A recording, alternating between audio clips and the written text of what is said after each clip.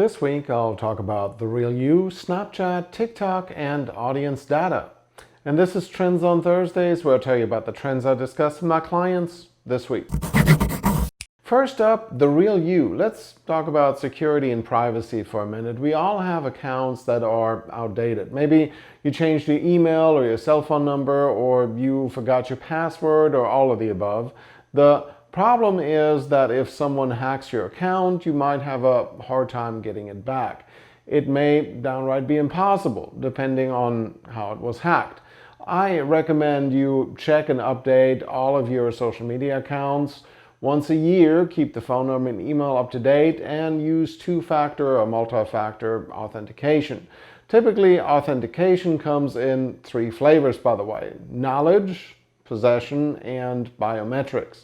And you want to at least use two of those, if not all three. We see all kinds of social media accounts hacked on a regular basis, and the fear isn't just about losing info, but what if someone says something offensive pretending to be you, or hits people up for money? In the same vein, Facebook is testing a feature having users confirm their identity before viewing Messenger conversations. And I think a lot of that will be important going forward as we rely more and more on talking to who Facebook says we're talking to. Next up, Snapchat. Snap is rolling out all kinds of new features, including a Places function, where you definitely need to be listed if you want to do business with anyone under 35.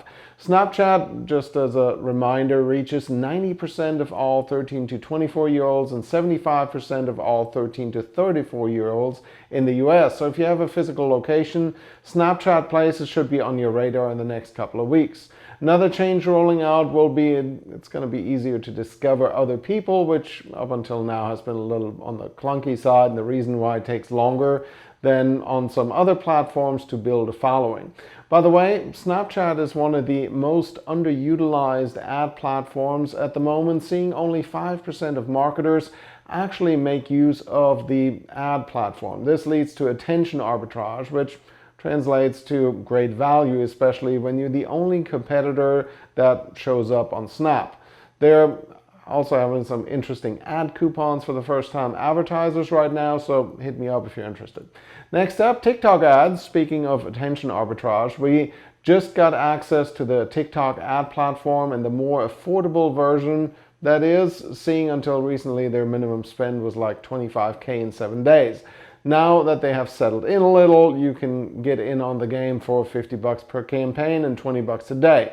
Interestingly, just like Snapchat, only 5% of marketers are getting in on the platform, leaving lots of attention for sale. Average session duration on TikTok, by the way, is much longer than any other social platform and almost approaching YouTube levels.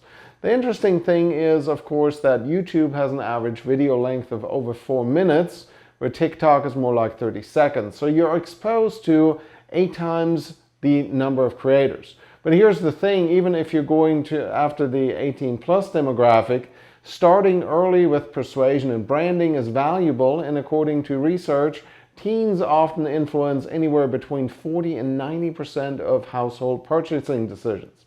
One more, audience data. One of the things that we have seen when we're comparing consumer behavior data before and after pandemic onset is that audiences are changing. In other words, people with strong purchase indicators pre-pandemic may no longer be in the market. Travel enthusiasts may no longer travel. Behavior has changed, and in some cases the audience data has to catch up or be reset. I actually had a laugh the other day. We were evaluating an outdoor campaign, and those rely on traffic counts, how many cars go by a certain billboard. Well, in this case, the sheet for the billboard said impressions based on 18 plus years. I don't really care what data you have from 18 years ago. I'm really not interested. Traffic counts are not bottles of scotch. Anyways, the question we all have to ask ourselves is how accurate even 1-year-old information is. One change in traffic flow, one new mall, one little pandemic, and people act totally different.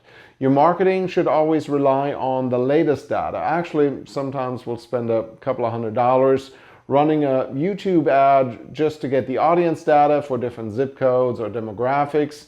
where it plays well, and then we use that info on Facebook, for example. Learn cheap, apply to the premium.